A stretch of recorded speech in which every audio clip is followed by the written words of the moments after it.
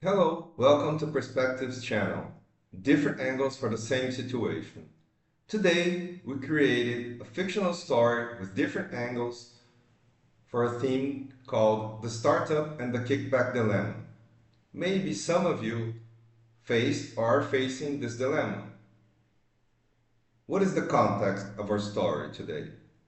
John comes from a middle class background and earned his degree in business administration through great effort and dedication. He has been working since he was 15 years old, doing door to door sales for internet services and cosmetics. When John started college, he saw an opportunity to found a door to door sales startup, applying academic concepts and theories alongside his personal experience as a salesman.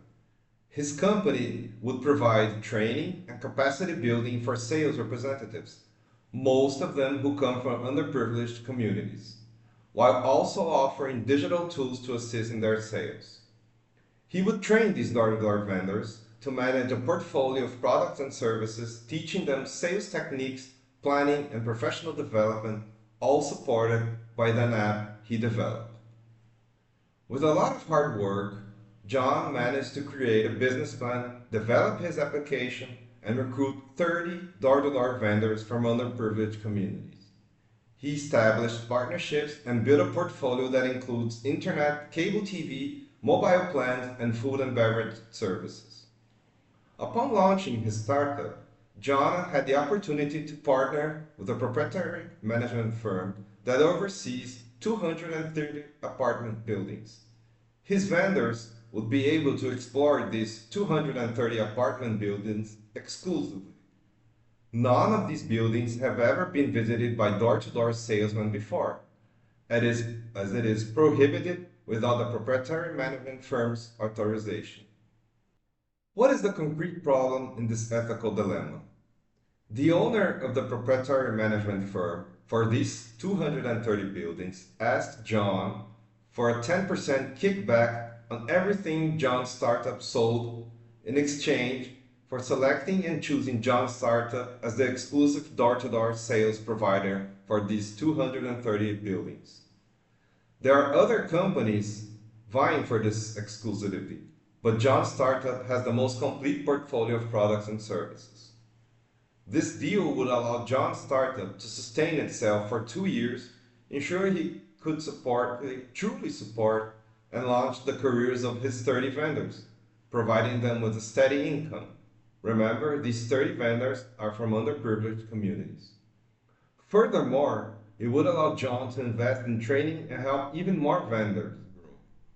Currently, John will be helping 30 vendors and their 30 families for a secure income and a future. However, the proprietary management firm's internal rules strictly prohibit the owner or any other employee from receiving any percentage of sales from service providers. This rule exists to ensure that the best provider is chosen to serve the residents of these 230 buildings. What is the right thing to do in this case? If you were John and were in John's shoes, would you agree to pay this 10% kickback or 10% bribe to the owner of the proprietary management firm for the 230 buildings?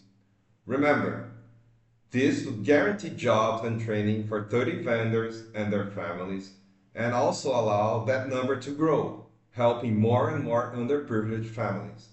John works with high quality products and services, and it is a core part of his startup to train vendors to provide excellent service and offer the best products at the best prices.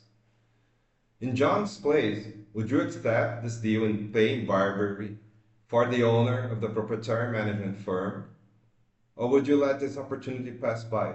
Remember, this bribe, this 10% bribery that you would be paying for the proprietary management firm would ensure the development of 30 vendors from underprivileged communities and secure income for their 30 families. In this ethical dilemma, what would you do? Okay, today we saw that every story has at least three sides: mine, yours, and the truth. And who knows whatever more sides that same story may have. Why? Because we interpret the world through our own eyes based on our own personal beliefs, values, and experiences. And no one is equal or an exact copy of one another. Always consider this when arguing or having discussions and conversations with others. Take care on what you're writing, saying, or typing. Live and make others live better. Think about it.